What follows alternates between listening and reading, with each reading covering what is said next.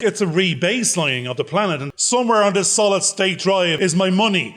To be honest with you, there are some people who have become experts at making their problems other people's responsibility. We need to actually slow down quite considerably and give the opportunity to talk to people and use one of the best tools that we actually have, which is our voice. In the room, 52 Jokers Wild.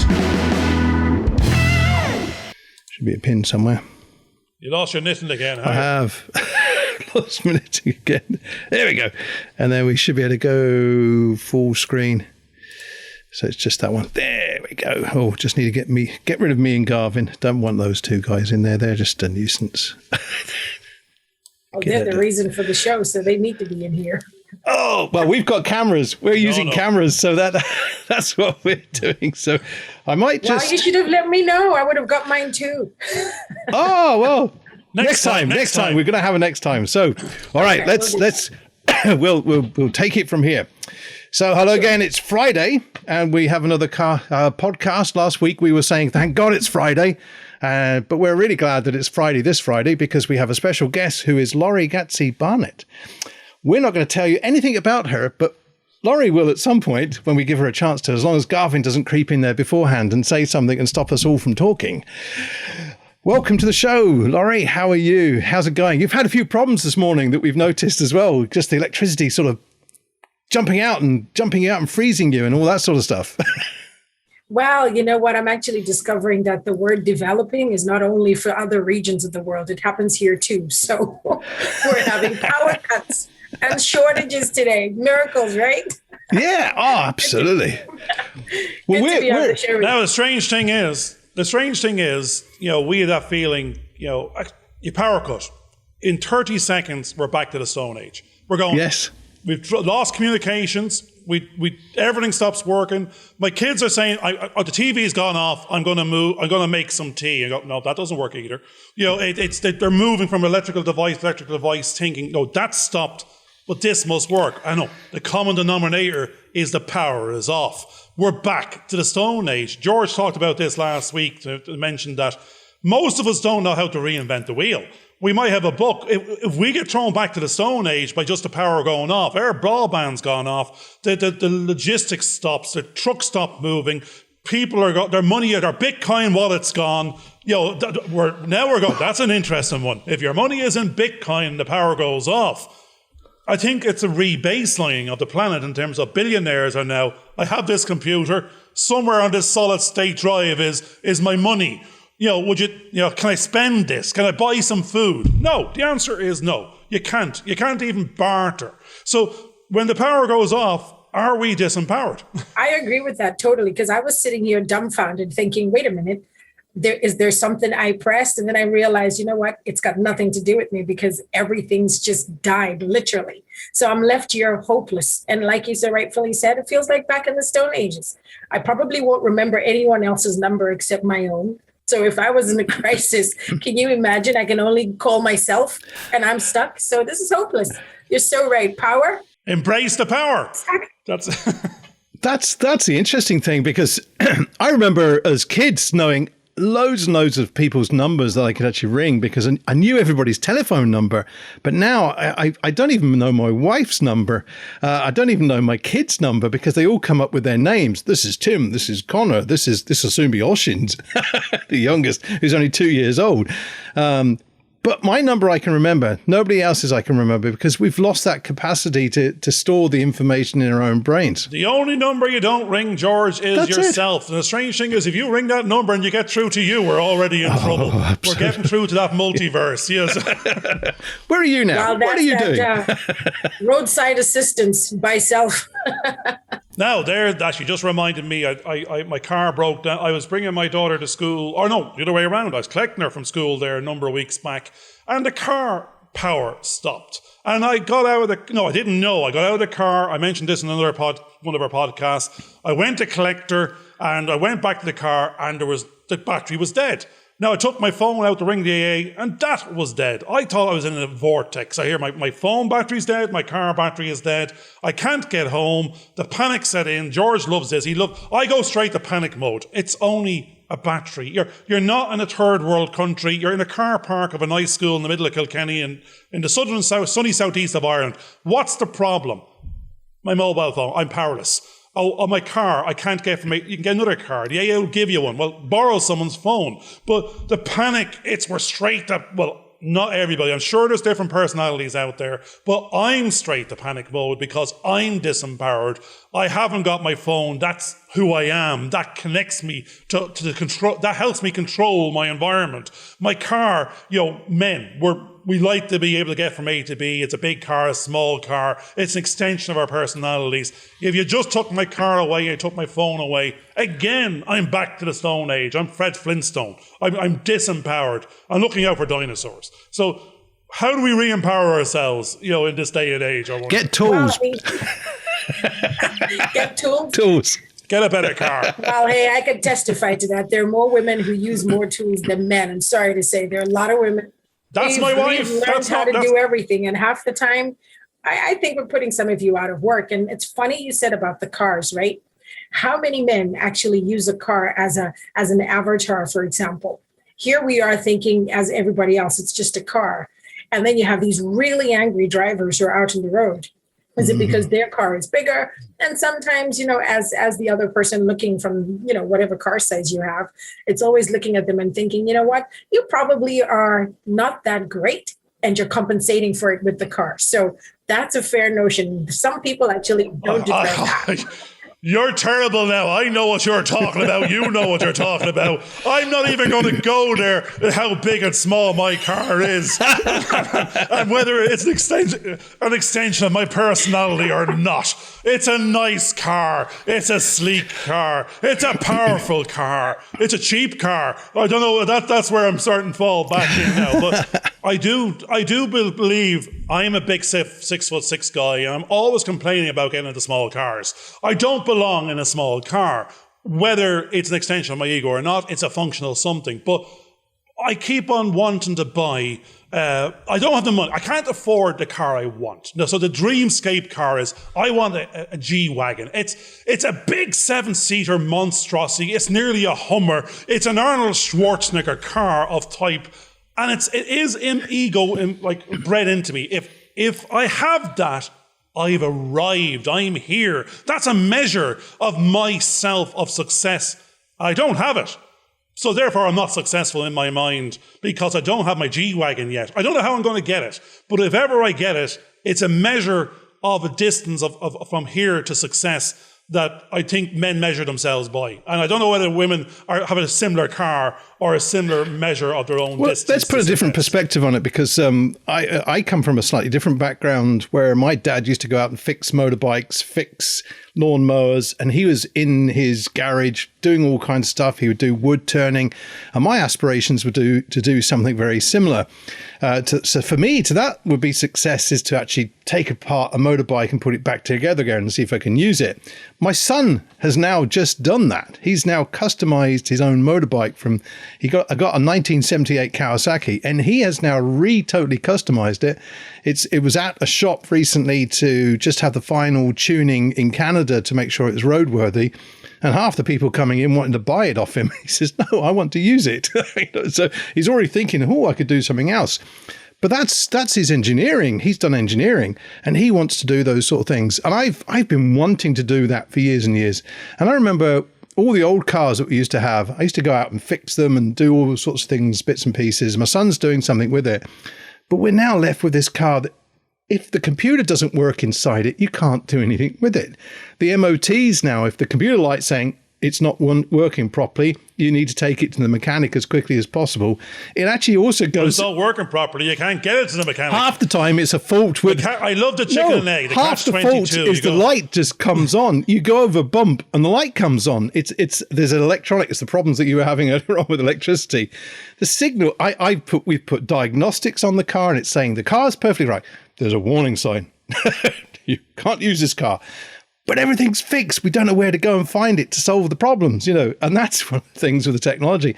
Unless you've got the big computer, which is what Garvin's talking with his big car. Oh, you've got to have the big computer that can tell you what it can do, because it's an AI inside it and it knows everything. Humans don't know anything. As Lori says, you need you don't need a man for that. You probably now need a woman for that, because STEM and all this, women in tech, we need more women engineers. We need more women. Actually, there's a shortage of engineers on the software side, the hardware side, and a shortage of mechanical engineers and garages and things. People aren't going into the trades anymore. And we need, I'm sure everywhere on the planet, we need more men and women, maybe, and predominantly more women, if we want to address this gender bias thing, in tech, in STEM, in mechanics. And you said it, my wife has invested in a toolbox. I don't have one. I've got masking tape. I'm Homer Simpson. If masking tape does not solve the problem, you're talking to the wrong person. Because I couldn't even do it if I wanted it, because I don't have a screwdriver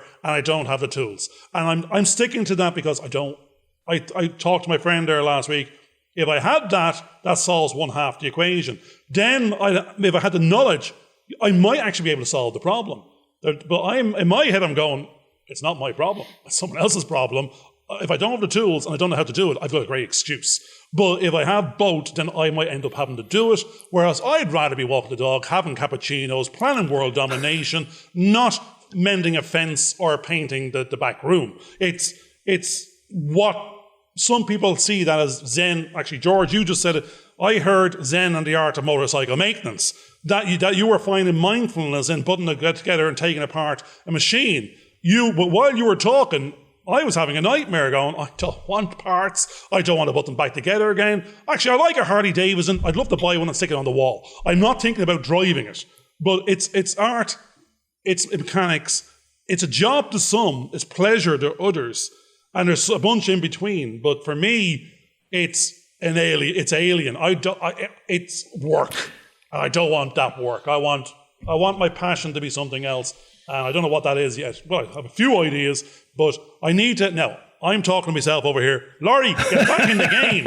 You've got to fight your way in. I was just waiting for a second there because you got me. You cannot wait. You got me on the gender bias thing because I was thinking about that. And you know what? There you go. We got the hook. Yes, we do. And I think the thing is, whether it's space aviation or it's engineering as a subject or it's even being a mechanic, I think for so long, let's face it, guys, you've had the glass ceiling and you've kind of sat on it for so long.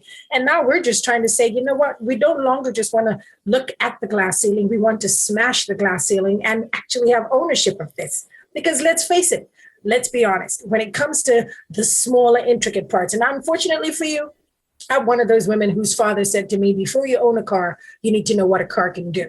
So he opened up the front of the car, the hood of the car, and had me look at it. Because he said, there's no point taking the car to the mechanic when you don't know where the water is, you don't know where the oil is, and you don't know where the basic things are. You don't even know what a head gasket is, let alone what all of those things. That's a terrible word. That's a curse word. You hear the word head gasket, and you just know it's ka-ching, ka-ching. Actually, we got that. You just came. We had a show, I don't know, many shows back, and my wife, actually, it comes back to this little light on the dashboard stuff. The red light was on for about a month. I was going, surely there were some warning signs. And she said, there was a light on. But I started to ignore it after a while. I said, no, that's, when you see a red light, it's not saying, pay it, get back to it. It's saying stop. Red is for stop. Do something about it. Find out what it is and fix it. It's not an orange one. It's not a flashing one that goes away. It's a red light on a dashboard. It's meant to frighten the holy bejesus out of you. It's meant to say, do something, fix something. Well, she ignored it for about a month, and then now we're going to get to this head gasket language. There's no oil in your engine, and you need to top it up or something else. And the car just stopped, and smoke came from the front of the car, and the AA man came along and just laughed. He said, "You just want to there's nothing I can do here. It's dead. That car is expired. It's an X car. Now, you can get, the word I'm going to use is head gasket, and that means $2,000 plus grand, $5,000, keep going. The figure I'm going to come up with is worth more than the car. And it's not an insurance thing. It's actually, here's some petrol and a match. Just put it in there and walk away. I agree with that. That car is dead. Absolutely agree with that. And then here's the part that I don't like. So you show up to the mechanics and you're a woman, right? And you show up and you say, well, the light is going off. It's on the dashboard, like you so rightfully said. And what happens? All I want you to do is tell me about the light. But what happens is the mechanic, most men, especially when you're a woman, just keep the price going up. So we go from just the light that you need to figure out, give me a diagnostic, to my wheel alignment is off, to now you've got something wrong with your drive shaft. Next is let's have a look at your transmission and gearbox. I just showed up for the light. Yeah. And most of the time as women. I wouldn't mind. Now, I'm terrible. I'm terrible, George. I was saying there wasn't even a car in the room. So, I mean, that was a whole other sort of conversation you were having. I don't know how that date went in the end. But I mean, that's what was going on. We're doing a little dance with the men. The men that know or claim to know, and sometimes they don't know, but they're more than likely men, and they're little older men, and they're only fools and horses. I'm reminded of, and they're ex-car salesmen, and they're not that there's anything wrong with that if it's a Mercedes or a G-Wagon, but the whole point is there's a mentality that we're afraid when we go there. We don't know them. We don't know what it's going to cost. We don't know what the language and the translation is. We get a fright. I mean, I immediately go, it's broken, it's $5,000. It could be 50 quid. It could be a fuse, but we're at the will of an honest or dishonest person that they either want to screw you for the moment or they're going the long game. The long game means they know you're going to have a car for life. They can become your mechanic. They can have that relationship journey. You might pay, they may always be a little, you're paying a little extra in there the whole time, but they're not screwing you. They know I have you for life. I have got a mechanic. I trust them to screw me a little bit. But I know if I go somewhere else, I'll be fecked. It's you going, you have that game of you're paying for the pain. And the pain is if you don't want to fix it yourself, you know enough of a language, you learn enough of the language that, only have one of them. It broke before I replaced it. Give me some credibility, credit for knowing you're having me on. And that's, actually, as an accountant, same thing. Lawyer, solicitor, accountant. Then they can tell you anything. They can give it a name you never heard of, and the price goes up. And we're afraid. We want to trust people, and that's where it comes back. We're not talking about women or men here anymore. We're just going. It's when you don't know and haven't got the knowledge, and it's going to cost you. You want to be able to trust the person you're talking to, that they don't take advantage of you. That's what we're searching out. People you want to work with that you can trust. Well, that's where the key comes in. You've just now mentioned if you don't know the knowledge, that's when they can keep putting the price up. And it's the same with solicitors. We were always taught you need to know your game. You need to know what it is legally that's going on so that when the solicitor comes to talk to you, you actually probably know more than they do. And they're just a cog in the wheel as well. They will go and talk about all sorts of things and blind you with their type of science. But if you have knowledge about what it is that you're going to talk about, then they're defenseless as well. And I've known this with other people who have tried to give me massive, great big bills for something. And I went, hang on a second. I've researched the job. I know it doesn't cost anywhere near that. You've just doubled the price and you want me to pay for something that I'm not prepared to pay for. So I think it is important to go out there and learn the knowledge. The art, the Zen and the art of motorcycle mechanics is not about motorcycle mechanics. It's about two characters that are going on a journey. One of them is a Garvin, the other one's a George, technically speaking, because there is one character that's bought an 1,800-pound motorbike that should be able to do everything, the best of German technology, but it needs a little widget that the other guy wants to cut out of a cannon. And the first guy doesn't want his bike messed up by a little piece of metal from a can that would actually solve all his motorbike problems. So he's prepared to go and sort of lose half his journey and find some expensive BMW outlet to fix his motorbike when it could have been fixed within 5 seconds by a guy that knew about it and wasn't going to charge him anything. So it's about these perceptions of things that are going on. I also want to kind of return to something because I know I've gone to speak to people with my wife. The person's actually called my wife and asked her to go along to talk, and I've gone with her. And quite often it's been a man. So I'm nearly 6 foot, my wife's 5 foot, and the fellow will be somewhere in the middle. He starts talking to me. And I've actually said a few times, my wife's the one that called you. You need to be talking to her, not me, just because I'm standing there. I'm not the customer. My wife is, and she's intelligent enough to know exactly what you're talking about. Give her the respect she deserves because she's the one that's the client. And if she doesn't like what you're saying, she's the one that's going to walk away and not pay you. So that's something else that I think is quite important because a lot of these things are about life and how the experiences of life that we have. and really about how we treat each other and how we treat people in general and how we look at the world around us. And quite often, we've discussed this in the past, it's fears that normally hold us back. It's the fears that have stopped us from achieving certain things or even trying to fix something that we think is going to cost us a lot of money. And when we do go to fix it, we suddenly kind of go, oh, is that all it was going to cost? I could have done that ages ago if I realized it was only going to cost me that bit. I'm going to let Lori back in because I'm remembering the stem. And actually, now the weird thing is we've just gone off our little rant and we're saying, if you were doing the reset with women, would that include they're more honest than these men? The job is motor mechanic. The job is car salesperson. The job is, but does the same associations also go with the job functionality? Will they then be going, I walk in and there's a lovely girl mechanic there behind, me car is broken, and she starts giving me your widget and your didgeridoo are gone on for a little walk now. Oh, that's like a ka-ching. So they can functionally have the skill set. They can run the showroom. They can run the mechanic outlet. But are they going to then take on the rest of the guys of, you wear the suit of the job that's there, or is it going to be a nicer flowers and cappuccinos in the corner, welcome you in and go, here's the price list, and it's all much more, we won't screw you? Well, look, to be honest, I think right now when we look at what's happened, especially with COVID, right?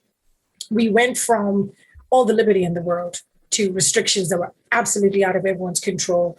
And now we're in that mad frenzy of survival. And this is financial survival.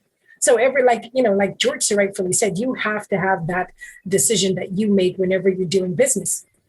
Is it that you love what you do and you're charging a fair price? Because let's be honest, there's some things we've all paid for. And then 6 weeks down the line, you see the same thing and it costs nothing close to what you paid for. I mean, classic example is game consoles. Anybody who has kids who have game consoles, if you purchase them, let's say Black Friday, by the time you get to Boxing Day, by the time you get to New Year's Day and post-New Year's Day, you could kick yourself for how much you paid before it was Christmas for purchasing all those things. But could you tell a 10-year-old, I'm sorry, Daddy was waiting for the price to be just right for me to buy it for you and they expect to open it on Christmas morning? No, of course not. So there's all these things associated with what am I going to charge? What am I going to get for it? But I think the thing for me that gets me is, do you do what you do because you actually love it? Enjoy it. And when you price things, you're pricing them not out of this necessity of survival, but make your margins. Absolutely understand that. Make your profits. Totally agree with that. But when it's to the extreme, I have a problem with that. Because at the end of the day, how do you sleep at night? And what sort of conscience do you have? Well, you don't have one anymore. I don't get that. The weird now, that's what I really like, because I think myself and George had a little bit of a conversation before you came on, and it was a little bit of that in it. We were talking to others, and it became, I'm delivering quality. I'm doing my job well. I'm well educated, well qualified. I invested in the past to arrive at this moment. And there was a lot of jokes out there and things like that they say, they go to the guy and go, a ship broke down, and they don't know how much it's going to fix it. And everyone keeps on going, it's going to cost this, it's going to take this long, bump, bump, bump. And they give them a different price. And they keep on negotiating the prices up and down. And they go in and pay the people and they can't fix it. Then they go to the specialist and he goes, it's 10,000 quid. And he just hits the thing with a hammer and it works. And they go, right, that took you 4.5 seconds. I'm not paying for that. It's in there. He says, you're not paying for the questions. You're not paying for the amount of time. You're paying for the answer. I knew where to hit it with what tool, got you back working. My price is, you could have spent the next 10 years doing that and got nowhere.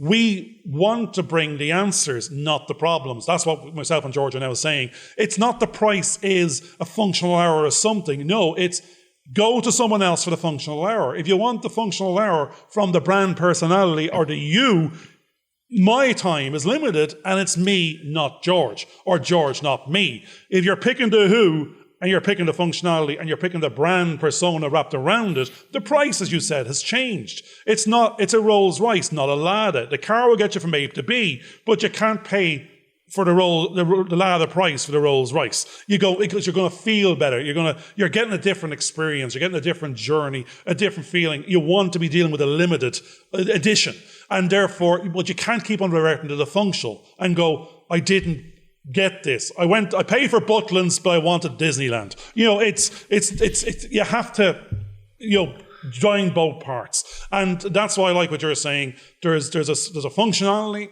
there's a trust element that we want to be people to deal with the person going forward. It's no longer what we were stripped down to the functional as I was an accountant, George was an editor. You can buy the accountancy, you can buy the editing. It doesn't matter who the person is. I'm not an accountant anymore. I'm Garvin, and George is not an editor, he's George. There's Garvin and George and Lori, and if you want to buy into us, if you want to buy into the madness, the mayhem, the story, the journey, then that's now what's for sale. But you can't get that anywhere else, unless you've cloned us. You'll get some variant, some version. Well, you're welcome to it. But I think we all have to be us going forward, the story of us, the story of you. We're not the function we were before. We are the person, and that's what we're selling. And that's where we've arrived at. Well, I suppose I can ask you both, because my thing is, you could be the smartest tool in the toolkit. Okay, we can agree that. Go and have all the PhDs. I'm definitely a tool in the toolkit, but I'm not going to go into that. Garvin. But in any case, I think it's about one thing that people miss is you cannot buy experience. Because you've got all these young people and a whole generation that's out there. And what you, Garvin and George, have is experience, of which I kind of need to live a little bit more to acquire what you have. So that by me sitting and having a conversation with you, I think people have cut out the learning element that experience brings, not just the skill. Because like you so rightfully said, it's picking up, if it's a hammer or whatever it is, and knowing exactly where to hit for it to work without taking it apart. Whereas you get these geniuses, he'll take the whole thing apart, put it back together, take longer than it could have taken a person who has experience who just tapped the right spot. So what do you do then when people are so obsessed with the technology and they override experience? You can't put a price on that. Oh, well, again, the whole point is to put a price on that now, depending, and hopefully 10 grand, not 10 quid. But we're reminded of something we keep on talking about. And half the time I even say the word wrong. I've been calling it the Pareto principle. I think it's the Pareto principle. It's the 80-20 rule. That's a sort of methodology and mindset we've been applying to ourselves. We can't be perfect because all of us there's no such thing as perfection, but the very nature of us, we're imperfect. And it just needs to be good enough. And when we're saying good enough, because of our skill sets and who we are, our good enough is an A. It doesn't need to be 100%. It's still 90%. It's 80%. It works. It does its job for the price you're paying for it. You don't need to. You need to get on to the next thing. We're on a journey. Someone actually commented today that you could fix that picture or you could move that thing. You're going, I didn't even know. I wasn't even aware of it. That was something 2 years ago. Don't even care about it. It has no value. We're too busy trying to build a new universe to worry about. Do we change the colour from green to yellow on a picture in the background? At this stage, it's the big picture. If you're aiming for the big picture and making a difference, you can't get caught up with the little things unless they're on the critical path. That this little, as you said, if that little piece in that, the machine that George was talking about, if that's the linchpin, if the machine doesn't work with this, then that has a massive different value. It might cost 10 cents, but your £1 million machine doesn't work without it. It's on the critical path. You got to do something about it. So we have to get up in the morning. We are the £1 million machine. We got to get it out of bed, and we got to get it on a critical path, and we got to embrace the time that's left. And if we want to make a big difference, we got to play a big game. If we don't want to make a big difference, we just have to turn up, go for a walk with the dogs. Kick the ball for the kids. It's a big difference to them. Yeah, I think something that's really important that when I started out, and we use the editing and also with the teaching in both those environments, you go in and do your class or you go in and do your edit, then you go and have a tea break or a coffee break. And at the coffee break, you'd be kind of sort of, I've got all these problems, I can't solve them, and what am I going to do? And somebody from the other side of the table says, why don't you just do X, Y, and Z? And you kind of, right. And you go back and that problem would be solved.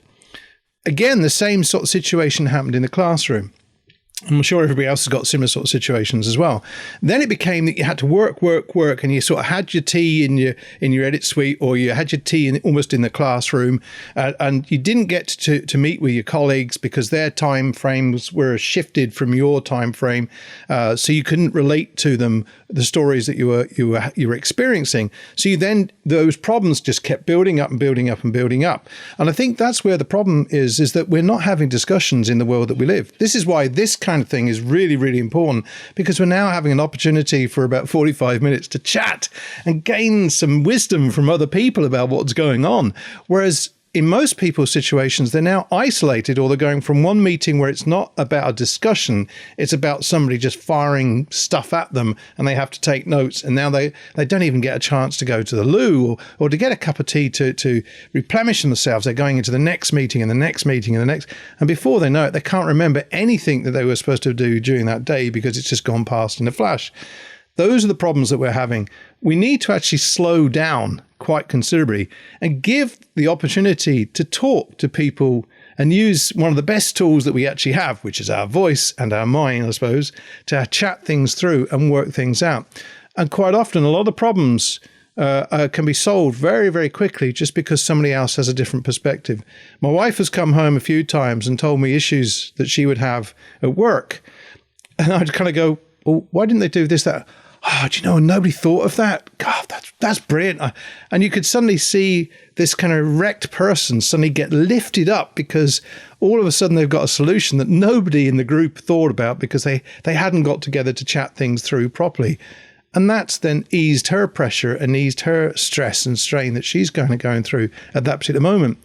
And it's just a chat for actually half an hour I tend to have. We sit down, have these good long conversations just so that she can unwind. But those are so important. And if we don't get those opportunities to chat things through, we can find ourselves worrying about things and our mental health goes through the roof and our physical health then follows it very quickly because it can't cope with the mental health that's going on. It's going to go, what am I meant to do? What am I meant to do? And I think those are the big issues. You know, I'm sure, Lori, you've had that same kind of experience in some of the things that you've been working on as well. I was going to say, just listening to what Garvin was saying about the 80-20 rule, right? There's so many people out there who realistically, 80% of what you have, what you know, what you do is perfect. But then we all get caught up with moonlighting and daydreaming about the 20% that somebody else tells you you're missing. And you spend your whole life chasing after 20%. When the whole entire time you've been sitting there with 80%. Now, how many people have lost out on a lifetime chasing after 20% when you had 80% the whole time? Took on everything in life, became the person you didn't want to be for 20% when 80% was in you all along. So you gave up what you had to get what you think you needed. And that's it. Happiness is someone else's definition half the time. I mean, I think the big car. Do I want the big car? If the big car was there, great. Am I willing to give up everything for it? No. It'd be a nice reward if it comes with the journey that we're on. But it can't become the defining journey because I know to get that big car and I don't have the right solutions. I've got to work to come up with different alternatives and scenarios to try and arrive at. And the more you're doing that, it's consuming more and more and more time. That time is coming from somewhere. It's coming from family, from friends, it has options. You've got options with time. And that's what Tony Robbins says. You have to have your 5 big things: your health, your wealth, your family, your this, that, and the other. It's not one project, one business, and everything else is left out. Now, other people say you got to work 8 days a week, 25 hours a day. That's how I achieved what it is. I got where I am. And when I get where I am with my millions, then I'll have it all and I can then use the time. But most of us, that's a curve that only a few percentile is on. The rest of us will never get there. We gave up the time, but we didn't get the reward. But we lost the rest. We lost that 80% you're talking about. And therefore, it was a lose-lose, not a win-win. We had to give up what we had to get what we think we can get, and we never got it. So therefore, we lost it all. I think we miss out on some of what the important things are. It is a combination of all those things. I heard a story yesterday of somebody that was about to retire in the next few months, and they were hoping to go over to Canada to spend some time with their mum, who wasn't really that old in the way things are, and only found out a couple of days ago that she'd passed away. Just so all the the future plans had all just been thrown to the wind. And I think what we tend to forget is that what's most important is what we can do now. And it's don't put off that conversation you were meant to have with someone. Don't put off something else that you thought was important, but maybe could be put off, because the real thing is the human interaction that is needed at that particular moment. And just be aware of what others' needs are around you, so that you can be there to help them through a situation that they're going through. Your work, there's something that I was told before. One thing is endless, the other one is finite. It turns out work is infinite, time is not. And that's the key. We rush around trying to get all this work done. And if I don't get this work done, what am I going to do? And I know my wife's kind of going, God, I gave them 5 months notice and they still haven't sort of advertised my job. And they're talking about me possibly staying beyond the date. I said, love, your time finishes at that date. You have no responsibility beyond that date to them, no loyalties. You've given them an extra 2 months notice. If they can't do their job in that time, that's their problem. Not your problem. You've done your job. I love that, George. I'm jumping back into the SEP for Lori. Most of the problems that we thought we had, we use this little acronym. It's SEP. They were someone else's problem. They weren't ours. But we took them on. And it's that not the ability not to say no is what most people's problem is go, no, that's not mine, that's yours, that's someone else's. Don't try and give me your problems. I have my own. I'm trying to get, whether those problems are not, don't mean problems, it could be, this is my workload, that's yours. Don't try and give me yours on top of mine. That's where the stresses and the unrealistic expectations come in. So we said it's an SEP, that's someone else's problem. The quicker we learn that, we take control of our own lives, and we can take that on. We can charge you a price. If you want me, well, that comes on. I have to push something else off for my boss. But, realizing what's yours and what someone else's is a certain, level of empowerment. And you don't have to take on all the problems either, because we give ourselves these things, and most of the time it's self-inflicted. We have to, order them, give them a ranking, and then realize they're not all equal. We said this before, painting the garden and changing job and sending a CV out are not the same thing. One has a new career, one is 2 hours of paint. But the same hour, it needs to be, which one do you do first? The one that gives you $100,000 job for 20 years, give it a little bit of priority over painting the garden. Because if someone gets in before you, there was only one position and 100 CVs. You've got to rank it right, give it the time in the time you want. All things are not equal. So there's a little bit of, actually, I'm going to stop talking. But what we normally do is I read this little thing in front of me, which is one of these little day calendars that has a little motivational something. And I think this one's a good one. It might spark you into talking about something else or getting back to STEM, because we still haven't had a chance to that one. Courage is doing what you're afraid to do. There can be no courage unless you're scared. What's any thoughts on that one? Well, I think, I agree with that, because I also, one of my favorite quotes is from a guy called, I know his surname is Badgehart, Walter Badgehart. I think he was an editor, a writer of some sort in some century of some sort. But in any case, one of the things he says is the greatest pleasure in life is doing the things that people say you cannot do, and equally with what you've just said, if you're not prepared to face your fears, because there's nothing more scary than fear itself. And once you learn to conquer your own fears, courage becomes the next best thing for you, because you can face fear, you can tackle it, deal with your own inhibitions, and get over it. Get over yourself sometimes to be able to make space for other people. But then touching on what you said, which really struck a note in me about the SEP, someone else's problem.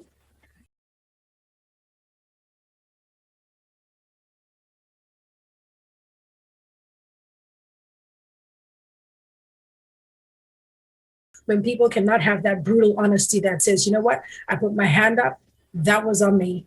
that was a self-inflicted situation. I could have dealt with it better, but people choose not to take responsibility, choose not to have accountability, and then it becomes a deflection by turning the whole room into having to be about, I'm the victim here, and you guys are the bullies, or you're the bully over there. And the language just turns into a lawsuit before we even get any solicitors involved, because people do not want to take responsibility.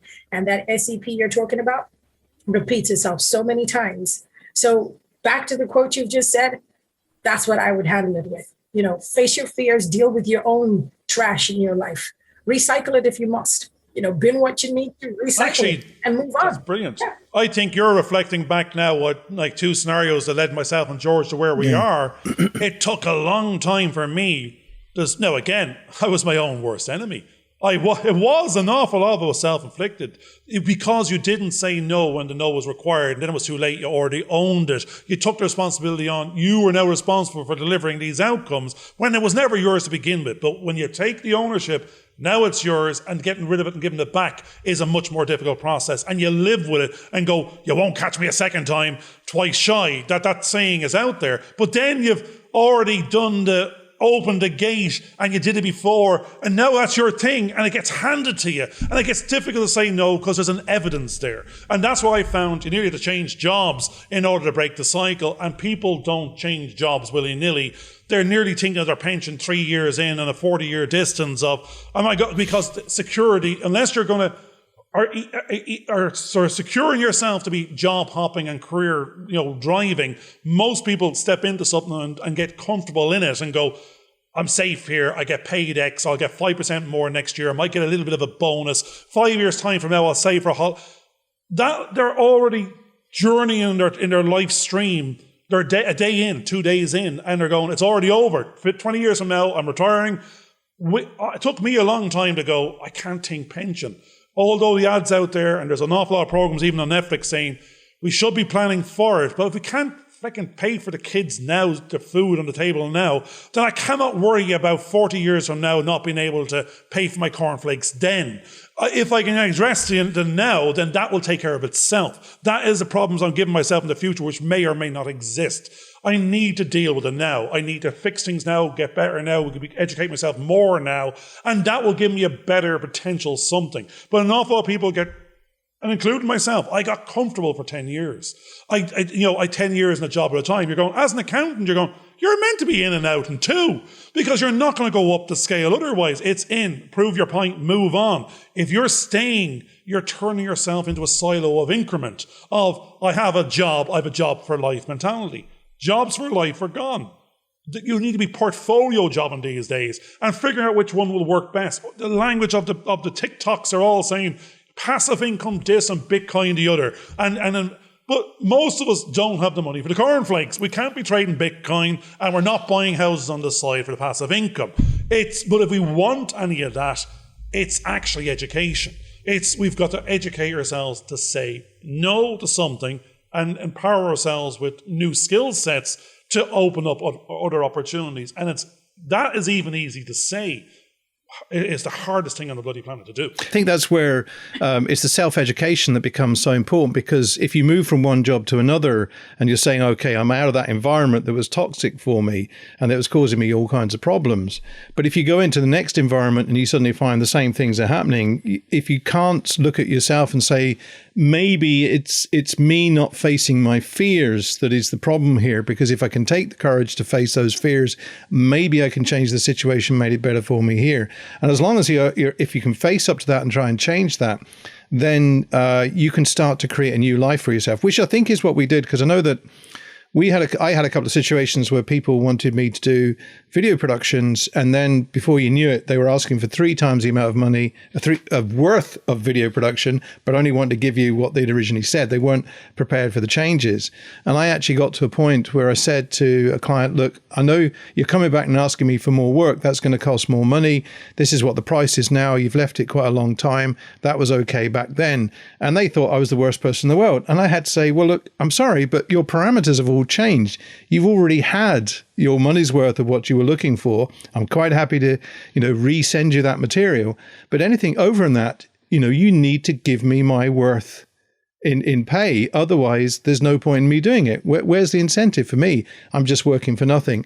And it's beginning to understand your worth and make sure that you see your worth in what you're doing and how you're moving forward. And if any of these other things become a distraction, then they're the things that you let go. And sometimes the worth is not a monetary. It's about understanding who you are as a person and knowing that you have certain values within you that quite often are beyond monetary, and you have a certain integrity about what you're trying to do, and putting those things forward so you're not being misused, which is what will happen in the industry. I know loads of people, different types of industry, in fact, who are finding themselves thinking they're getting something that would generate a little bit of extra income just to keep them going, and then finding they're working 4 or 5 times longer than what they really needed to have done because the client hasn't understood the job properly, and they've not given their place when they've tried to tell them what that job should really cost in the long run. And I think Garvin's had the same kind of problems. I'm sure you've had the same problems as well, Lori. Well, now that you've said it, worth, that's a complicated one, because I think, when you have children, right, and they're little, and you have that power when they're like 0 to 5 to instill worth into them, because it's how you treat them and how you value them. So they kind of learn this adopted behavior. And as they grow up and mature, eventually you kind of start getting whatever you've put in back, essentially. And then they become an adult. There's a mini me. They're answering back. And then they become an adult. And then you have to see, okay, this is the product of our handiwork. I laugh because there was a poster I came across. And this is the daughter-in-law says to the mother-in-law. And there's this poster where you have that mother-in-law who keeps telling you what to do. So the daughter-in-law's response to the mother-in-law is, stop trying to tell me how to raise my kids. I'm living with your child, and we can see your handiwork at play right here. So I thought the irony of that, essentially. So worth is so crucial. And I think when people take more time to appreciate that, how you were raised, for example, George, and how you were raised, Garvin, and even myself, it's not the same. But when we come together, we can have a respectful, mutual appreciation of other people. And it's not about who's more important than the other, because we've already seen that history has not served either of us well. Yeah, I've either hated you or you've hated me by virtue of what ancestral history exists. Never liked you. No, that's it. That's what my wife says every year on our anniversary. Never liked you. Well, you know what, Garvin? You need to go and check your 80-20 rule there. You might need to ask your missus, which does she go for? That's it. She said, I thought I was marrying an accountant, and I told her I thought I was marrying a country girl with land frontage. So I mean, we were both. The wool was pulled over both of our eyes. Well, I think you have to go back to terms and conditions here. What worth did you both put on each other? Definitely, I didn't sign up for this. I'll tell you. I don't think she signed up either. But the beauty is, you can laugh about this, and like what you're saying, there's one thing about having a fear, right? And I think there's another thing when you can laugh at yourself. I mean, I can put my hand up when it comes to a mouse. I mean, to anybody else, they think a mouse is harmless. But to me, I just have this vision. Blame TV when I was a child, that we always saw it was gremlins or something, and they were running and climbing up on you. So my biggest fear when it comes to a mouse, it's probably running away from me. But in my head, I've got this, this fear. It's going to run up me. So I'm petrified at the sight of it. It's so small, but it's menacing to me. And I really struggle to deal with that. And like we're talking about, it's dealing with that. When you know who you are, your fears, and you understand your worth and the worth of others. I think that spills in nicely into the pension you were talking about, which realistically, everybody thinks pension is the future. But after this conversation, if anybody doesn't know, pension is a reward for the time served now. That's how I would look at it. Because if you're not investing in now, what are you going to sit back and enjoy as the pension? Because the money will buy you some things. But if you've lost the relationships, lost your integrity, lost your self-worth, never became a better person, what is there to go and retire and be of service to who at that point? There's nothing to offer. I like that, because we don't actually, the statistics usually bear out that, it might be you have to work. The great thing is if you're able to work as well as have to, it's what keeps you alive. Because I think the statistics are really saying most of people were working to live and living to work to get to this point in time, and they relaxed, and the cancers grew, and their purpose was gone, and there was nothing There was no colleagues anymore. No, there isn't this land of nod where everyone's playing golf in the sunshine. So there's no one. It's people. The work was the people, the friends, the interaction. The pain was having to move pieces of paper around and put numbers in spreadsheets, perhaps. But at the end of the day, work was not work. Work was going to work. It was the tea break. It was the water cooler. It was those business colleagues. It was even the office affairs. Possibly, if some of us were that lucky. But again, none of that could happen. That was the leaving, going out and interacting with something that gave you a purpose. And I don't want to stop work. Now, the work can be the passion. The work could be the house project. If we're able to work, we're out of bed, we're up and functioning, something is being worked on, ourselves, our body, our health, our wealth. It's whatever that work word is. We use it in a one-minded way of going, work is the cost of my time to get the money to go do the other thing. If we can mix it up a bit, it's my reason of getting out of bed in the morning, and it empowers all things. And once I don't do it to the detriment of another, I have one of those functions that has to be carried out to give me meaning, to keep my body moving, instead of going to play the golf with my pretend friends that not able to play golf anyway and have no interest in. So I want to work till the day I die, but not work myself to death. Oh, I like that. I absolutely like that. And since we're in a pub, that's the notion of this conversation, right? Yep. I would propose that if there are, drink makers out there, that they make a drink called a life shake.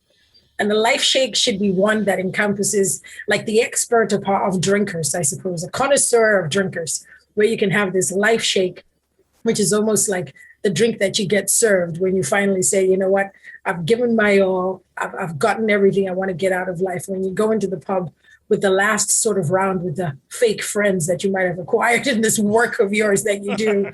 And have, the barman. Exactly. I am your only friend, but the cost is. And have this life shake that you just drink it all down, walk away, and just walk into your 80% that you've always had. Honestly, I think that's the way to go. Oh, I like that. I also think that if you've invested in your life, especially with the people that you live with and the people that you supposedly love, then you want to spend more time with them. And part of the process, I think, our lives is that we've been earning money all our life, trying to make sure that we have what we need, bringing up the children. And there does actually come a point where you need to reconnect with the person that you began your life with, so that you can see your life through to the end, wherever that end is. In fact, one of the things that we're seeing is that because so many people just drop down dead very rapidly, you need to make sure, again, you value this time with them and don't lose those opportunities to have the conversations that you need, or to do things with them, to go out and enjoy what the world actually has to offer.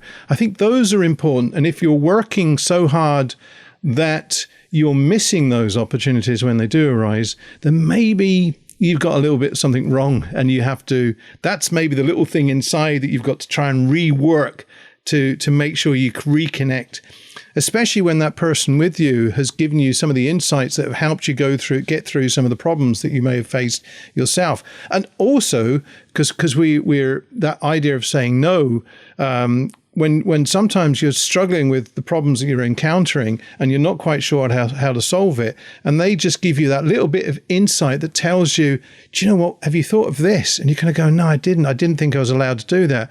Why are you not allowed to do that? And they suddenly give you that help to face those fears that you may have actually had yourself. Having someone like that, I think, is important. And if you've got an opportunity to spend time with them, I want to spend more time with them. I think that's an important part. Lori, you've gone, see, my mind is very, very, I was going to say picturesque, that's the wrong word, visual, or I see in pictures. And you've just put me in the Last Chance Saloon. I'm back at the bar going, I'm not too sure if it was Tom Cruise or Rob Lowe in that film. It was a film Cocktail. No, that was Tom Cruise. Something like that. Tom Cruise. Tom Cruise. I'm now Tom Cruise. Oh, you're saying I'm Paul Newman? Hang on a second. No, okay. I'm a better looking Tom Cruise, and I'm a bigger Tom Cruise. Taller. Tom Cruise. Tom Cruise is a leprechaun anyway. I'm 6'6". I'm the gigantic Tom Cruise. But I'm at the writing down here. I want to be the cocktail maker at the bar of life. So you're back to your cocktails there. I want to mix it up a bit. I'm doing all that fancy chucking it up in the air and putting it back down. It's not the Last Chance Saloon. It's the cocktail bar at the bar of life. You can go out there. We want to mix it up. We want to have our whiskey chasers. We don't want just a pint of Guinness, and it's Guinness all day long, because that imagery there is the little old man sitting in a corner, a pint of Guinness. Now, he knows what he likes. But if we want to, sort of chuck it up a few gears, it's the cocktail bars where you want to be. It's going to be entertaining over there. It's going to be mixed up a bit. You won't even know what the hell you're drinking. You're going to have a good time. The price is a little different. So therefore, but it's going to be, I think it's a different level of energy. That's the bar of life I want to be at. I want to be making and mixing up new cocktails. They're the experiences of life. Colour up your drinking. That's where I'm sort of at now. So I'm the barman. It's going to cost you. I don't know what your cocktail is yet, but we need to mix it up a bit, and we got to get those, that's what we want. What ingredients do we want? And we got to make sure it's stacked and stocked at the bar. And that we've got to influence that. And that's where we are, I think, now. We don't want to go to the little old man pub, but I don't. I want to go to the Tom Cruise cocktail bar. That's a good bar to go to, because I think, let's face it, when you put in a lot of man hours, women hours to be who you want to be, people underestimate the cost. People don't ever stop and think about, we're sitting here having this podcast, but it's cost us something, maybe more than we would probably let you know, to be who we are right now. And all somebody can probably do is look at us and listen to us and think, yeah, okay, they're having a reasonably good time. But there are times in our life where it wasn't this great. There are times when things did not go to plan. There are times when you're enraged, furious, every negative emotion you can think of. We've experienced that. But I think the key factor for me, which is what I enjoy about the energy here, is it's the mindset. It has always been and will always be about the mindset. If you're always going to look at yourself and you're small, like the small Tom Cruise we're talking about, he's famous. But you know what they say? Dynamite comes to He wears high heels. We know that. He wears heels. He puts other people on chairs and cuts the legs off and puts them down. Well, maybe you need to watch. What is the other one? Shazam. It's all perception. It's all perception. Exactly. So I think, if anything, we have to appreciate that. There's a lot. And I think you have to earn your place to be the barman at that bar to serve those drinks, because you cannot serve from a place. Or bar person. True. I'll probably take that. But I think you need to be somebody who has enough excess in your life to give away something, because there's nothing worse than going to a bar that's understocked with the bar person on the other side who has nothing to offer. That just makes the whole experience not worth it. So I take you on that bar. Sign me up whenever you have it running. We're going there. That's it. But no time soon, thank God. Right, we're actually coming to the end of the show. Believe it or not, we've been going on for about an hour here, which is really, really good. So we've had a good lunchtime sort of cocktail being mixed in the pub of life, which I think is really, really good. We've had a great little conversation where we started talking initially about whether we should have plenty of tools in the toolbox and try not to be the tool instead.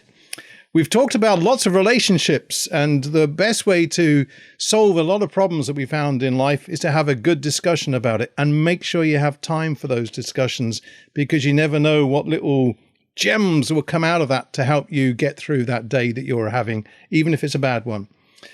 One of the things we've also talked about is the how it is important. Garvin was talking about pensions, but we realized that being in the now, sorting things out now, can quite often solve the problems that you're going to have in the future. And it's not necessarily about having a pensions, because as we've seen in this world, sometimes those pensions can disappear as quickly as they got there in the first place. The key thing is value the riches that you have. And quite often it's the other person that's in your life, or people, especially if you've got children and grandchildren, the likes of, as I do, and making sure that you make them feel special. And as we talked about earlier on, we've got to make sure that we don't have the in-laws thinking that they know better than us when they've given us something that's a bit up the left in the first place. Thankfully, I haven't been in that situation. I have a gem of a wife with me. She's the one that's probably sort of worried about what she's been given in her life.